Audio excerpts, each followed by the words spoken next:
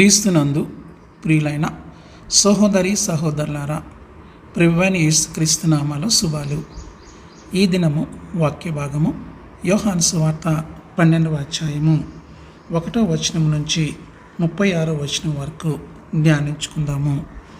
పస్కా పండుగకు 6 రోజుల ముందు లాజరు నివాసమున బేతనీకు యేసు మరలా వచ్చాడు. యెరూషలేములో జనసమూహములు ఈ సమాచారం విన్నప్పుడు యేసును చూడడానికి వచ్చారు.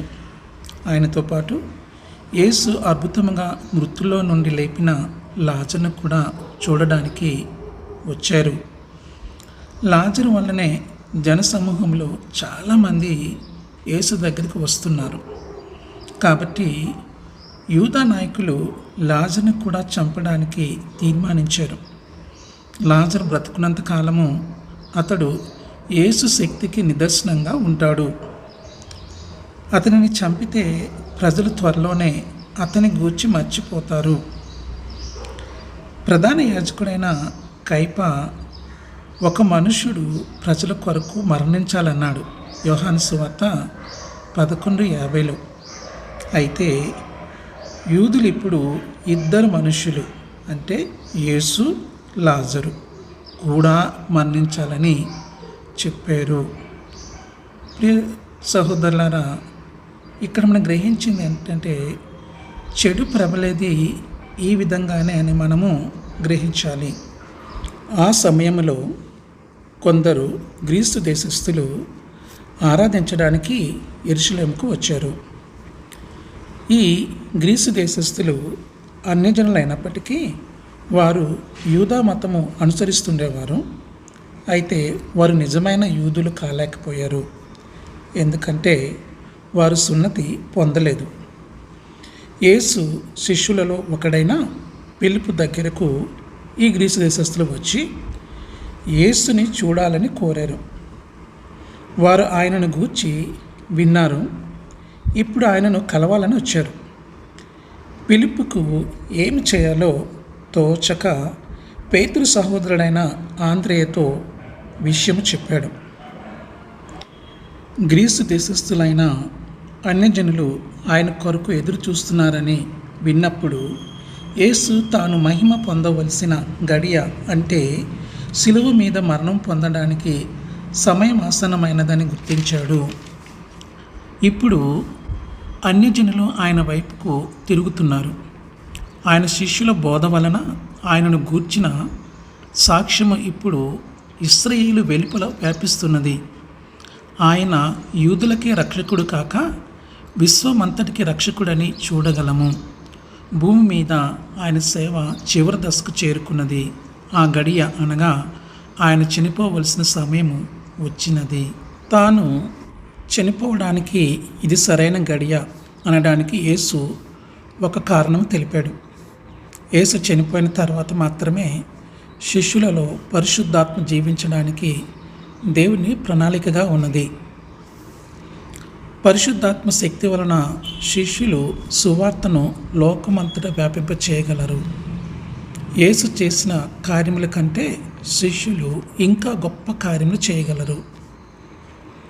ఆయన మరణించడం తప్పనిసరని చూపించడానికి యేసు ఒక వ్యవసాయమునకు సంబంధించిన ఉపమానము చెప్పాడు. భూమిలో విత్తబడిన విత్తనము ఫలించుటకు ముందు అది చావవలెను. యేసు గోధుమ గింజ వలె ఉన్నాడు. చనిపోవటం వలన ఆయన చాలా విత్తనములను పుట్టించగలడు.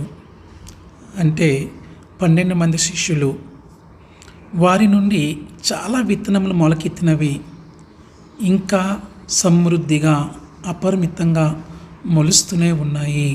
యేసు తనను ప్రత్యేకంగా గోధుమ గింజతో పోల్చుకున్నప్పటికీ ఈ సాదృశ్యము యేసుని వెంబడించే వారందరికీ వర్తిస్తుంది అన్నది సత్యము. చనిపోయిన విత్తనములాగా మనము కూడా క్రీస్తు కొరకు మంచి ఫలము ఫలించాలి. ఫలించాలడానికి శారీరకంగా చావాలన్నది దీని అర్థం కాదు. హతసాక్షులగుటకు కొంతమంది క్రైస్తవులే పిలువబడ్డారు. అయితే మనము మన శరీరము కొరకు చావాలి. మన పూర్వపు పాప స్వభావము చనిపోవాలి.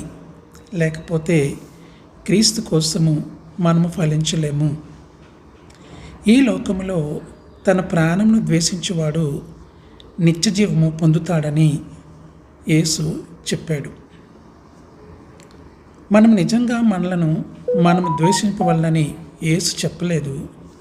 అని ఏం చెప్తున్నాడంటే, ఆయన మీద మనకున్న ప్రేమ ఎంత గొప్పదై ఉండాలంటే దానితో పోల్చినప్పుడు మన మీద మనకు ప్రేమ ద్వేషంగా కనబడాలి. మన గత పాప స్వభావాన్ని బట్టి క్రీస్తుని ఒకేసారి ప్రేమించలేము.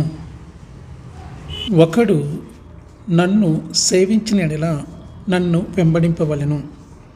గ్రీసు దేశస్థులు యేసుని వెతకారు.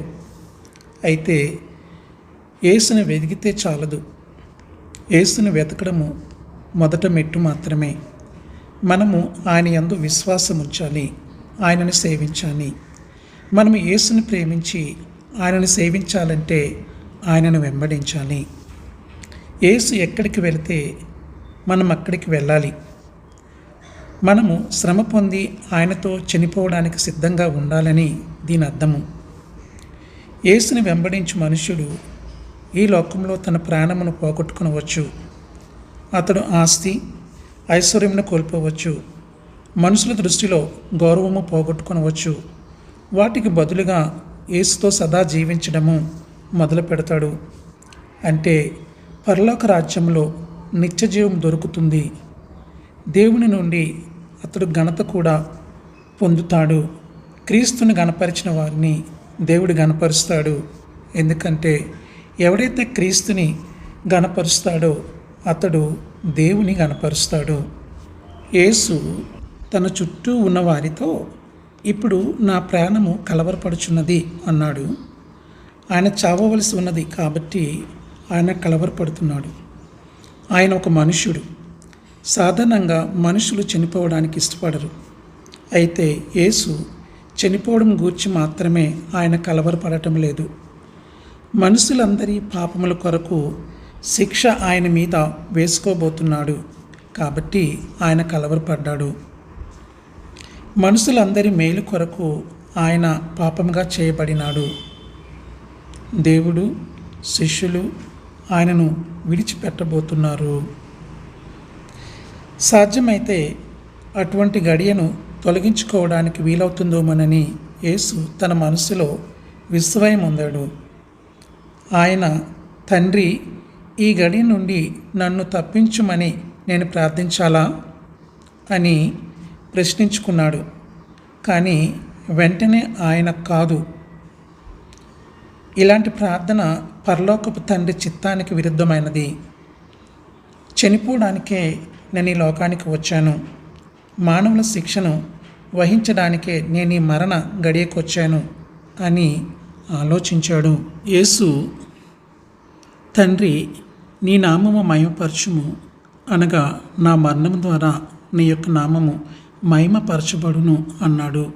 యోహాను సువార్త 17వ అధ్యాయము 1వ వచనము 4వ వచనములో.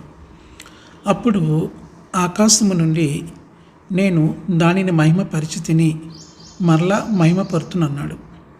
యేసు బాప్తిస్మప్పుడు దేవుడు ఆయనను మహిమపరిచాడు. మరియు ఆయన రూపాంతరము పొందినప్పుడు అపరిమితమైన పరిశుద్ధాత్మను యేసుకు అనుగ్రహించి ఆయనను మహిమపరిచాడు.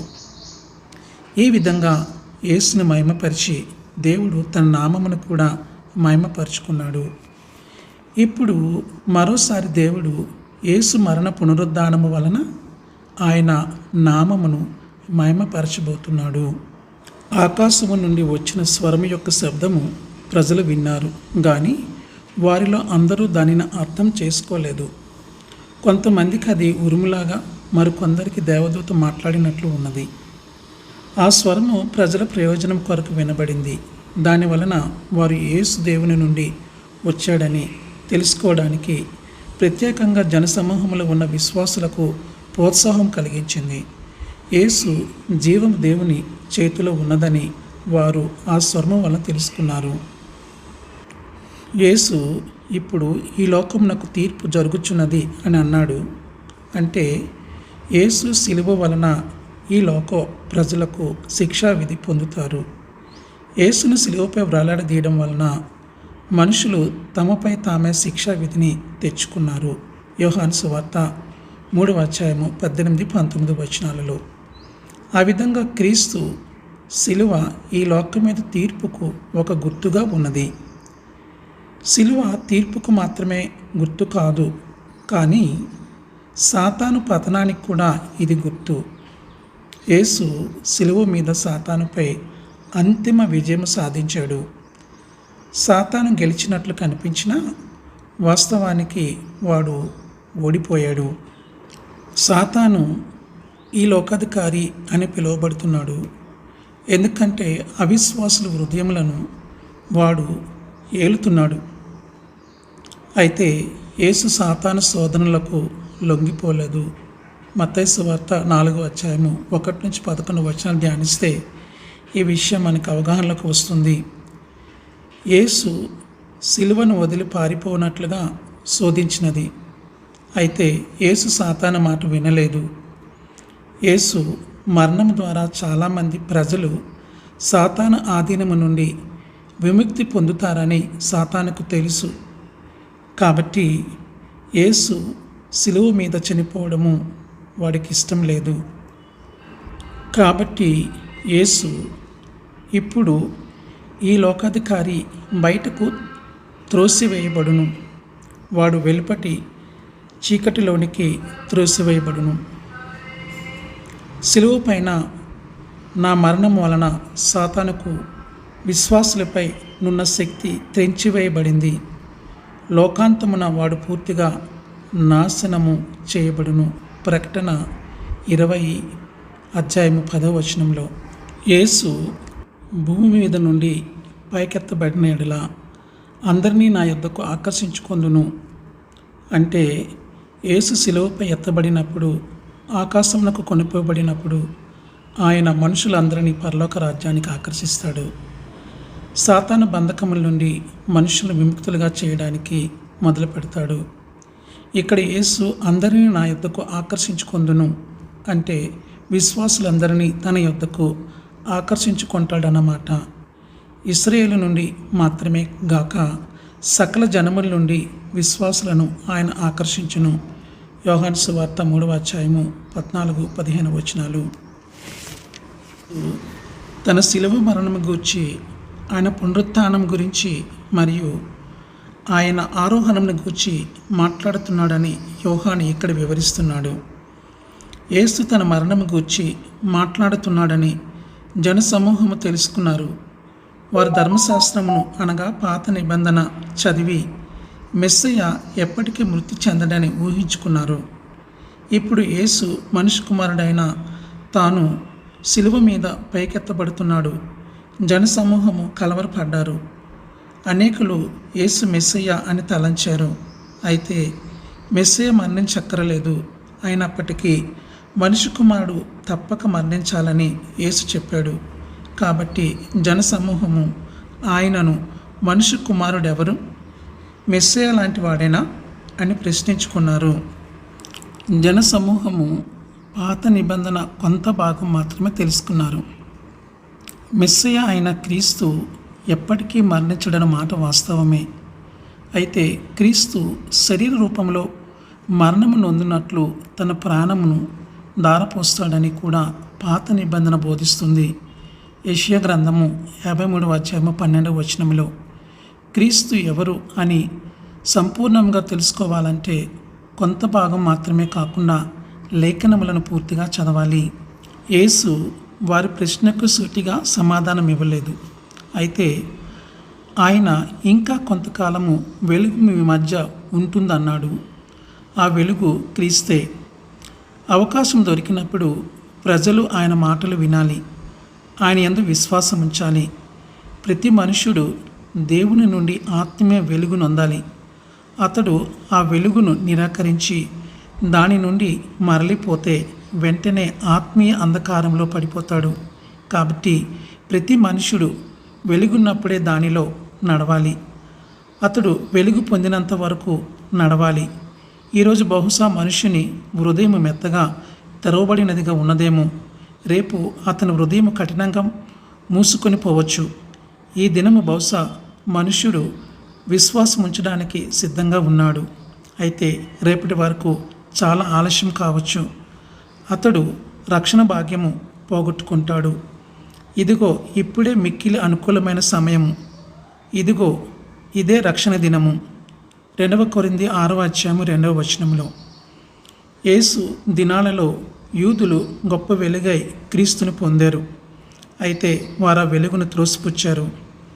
అప్పటి నుండి వారి చీకటిలో నడిచారు. వారి జనమును పోగొట్టుకున్నారు. వారి ఆత్మలను కూడా పోగొట్టుకున్నారు. మీకు వెలుగు ఉండగానే దానిలో నడువుడి అన్నాడు. మీకు వెలుగుండగానే వెలుగునందు విశ్వాసం ఉంచుడి అన్నాడు. వెలుగులో నడవడము, వెలుగులో విశ్వాసం ఉంచడము ఒకటే. క్రీస్తే వెలుగు. కేవలం వెలుగును చూస్తే సరిపోదు, దానిలో మనము విశ్వాసం ఉంచాలి. చీకటి వెలుగును చూసి దాని దగ్గరకు రావాలి. అయితే మనము వెలుగును చూసినప్పుడు దానిలో విశ్వాసం ఉంచాలి. అంటే మనము యేసుని చూసినప్పుడు ఆయనలో విశ్వాసం ఉంచాలి, ఆయనను వెంబడించాలి. ప్రియ సహోదరి సహోదరుడా, క్రీస్తునందు విశ్వాసం ఉంచితే మనము వెలుగు సంబంధం అవుతాము. ఎఫెసీ 5:8 అనగా మనము దేవుని కుమారులం అవుతాము. యోహాను సువార్త 1:12 దేవుడు వెలుగై ఉన్నాడు. 1 యోహాను 1:15 కుమారులు తండ్రి స్వభావాన్ని మరియు గుణాలను పొందుతారు. ఆ విధంగా మనము క్రీస్తులో విశ్వాసం ఉంచినప్పుడు దేవుని స్వభావాన్ని, ఆయన గుణాలను పొందుతాము. ఆమెన్. దేవుడు ఈ వాక్యమును మన యొక్క ఆత్మలో ఉంచి మనల్ని జీవింపజేసి ఫలింపచేయునుగాక. ఆమెన్.